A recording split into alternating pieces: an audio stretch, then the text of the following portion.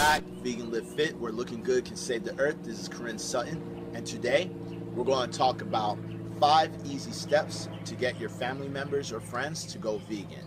Now, through my own personal experience, I used to be that vegan who, once I figured out all the pain and suffering, how many animals are actually being killed, all the water that's being used, like all these things, once I realized it, I was that guy that was telling my family, my friends all about it, and guess what?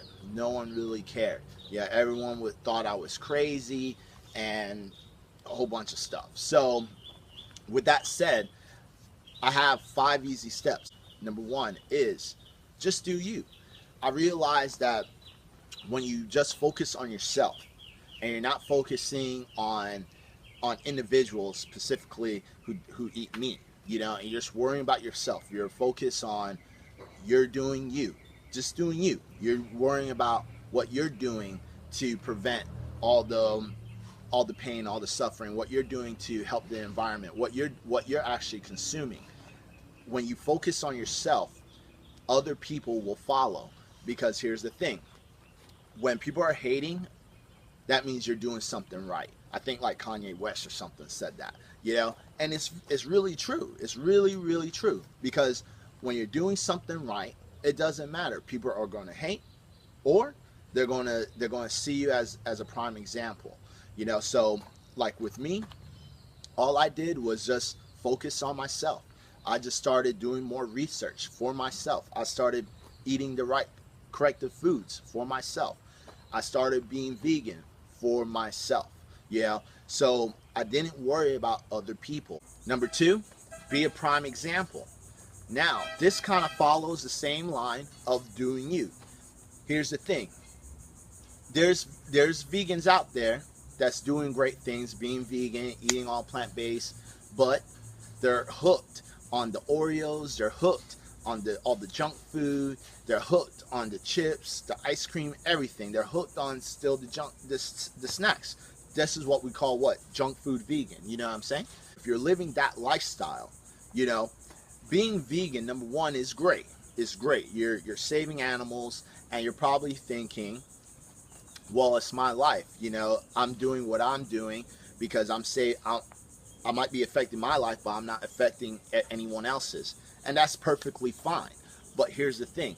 How can you, if you're the one to advocate veganism, you know, you cannot say that. You cannot say that because you're kind of contradicting yourself and what the whole movement is all about. Now, the thing is if you're vegan, this is why I say it at the beginning of my videos, where looking good can save the earth.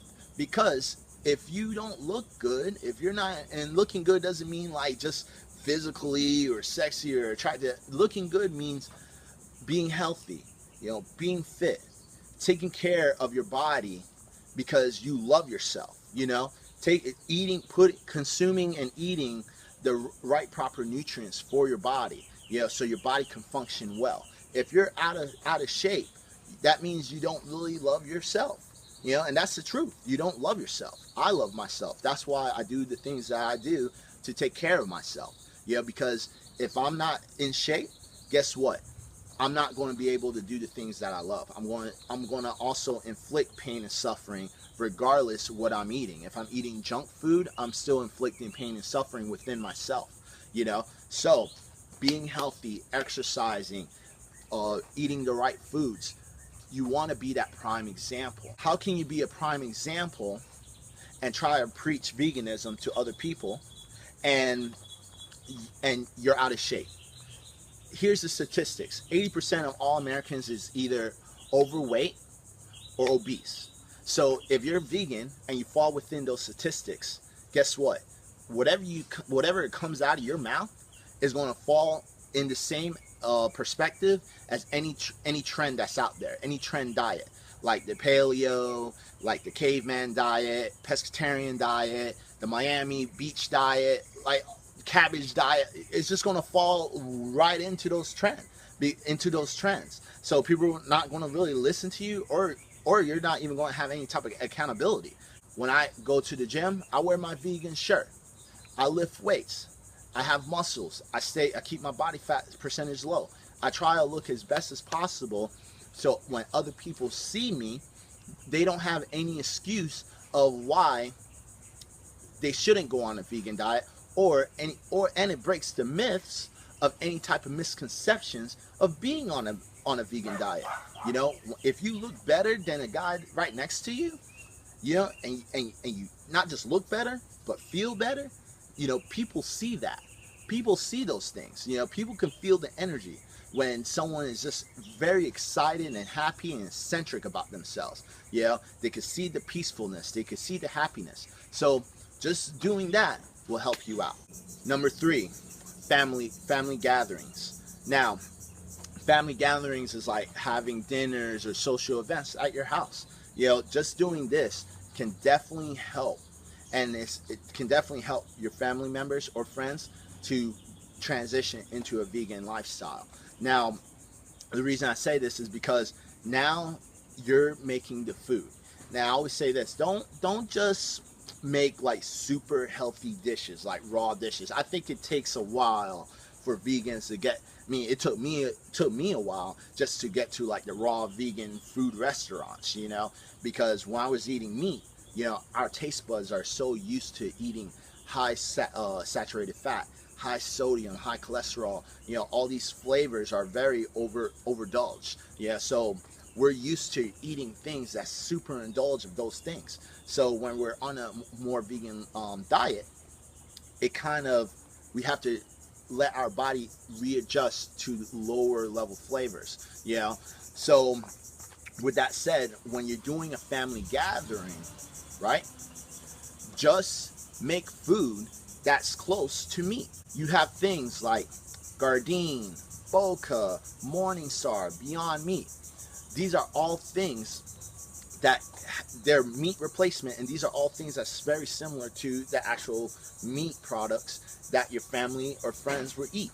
So, for example, if I did a family gathering and I made some crab cakes for a side, you know, and I gave it to them and made an actual like good dipping sauce and everything like that, they're not going to even know the difference because it tastes so similar, you know. So introducing friends and family to mock meats is probably the best route to go, and just explain to them that, yeah, can you believe this is all processed, and this is going to open the floor better for your family and friends, especially in the dinner table, because if they're eating it and they're loving it, that means their minds is already open, you know, because they already think the food is great. So by opening their mindset and actually letting them try the foods that you make, and please make them good. Like, don't make them so plain and bland. Use seasonings. You know, seasonings help. Yeah, so I mean, meat eaters use plant-based seasonings to season up the food, season up meat to taste good. So why not do the same for plants? You know, when you're eating the mock meats and stuff like that. Number 4, going out. Try to always recommend or suggest restaurants that has vegan options. You know, you don't have to start off on taking your friends or family straight to a vegan restaurant.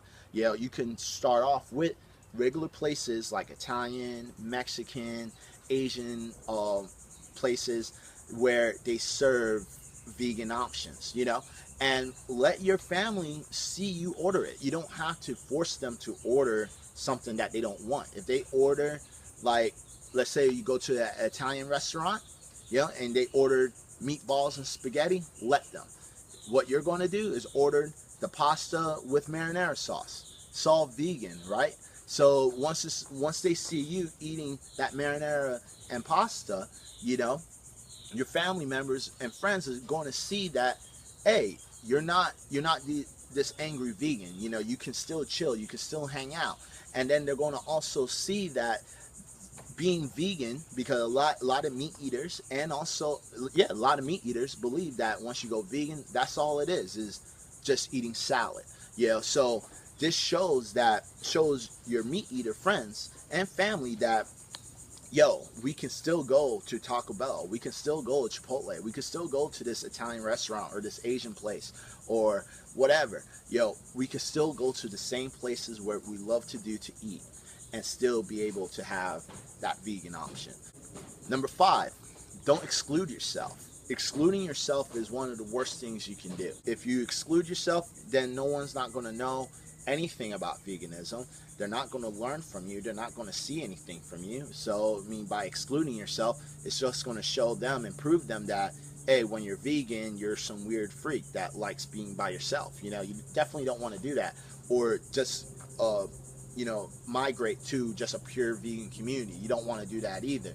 And I know that from time to time it's good to go with a vegan community because, you know, we all believe in the same thing, we all eat the same thing and stuff like that. I mean, that's totally understandable, but do not just exclude yourself from all your meat eater friends, because you can never do any of all the rules or the simple steps that I said. You can never do you can never be a prime example, you can never have family outings, or you can never go out and show people, show your friends, show your families to go vegan. Yeah, they can never see how you actually live your lifestyle, because people are influenced by other people, truthfully. Yeah, if you really think about it, a lot of people are influenced by other people. So with all those things said today, those are 5 easy steps to help your family members and friends to go vegan. This is Vegan Live Fit. Be vegan, live life, fit forever. Have a good night.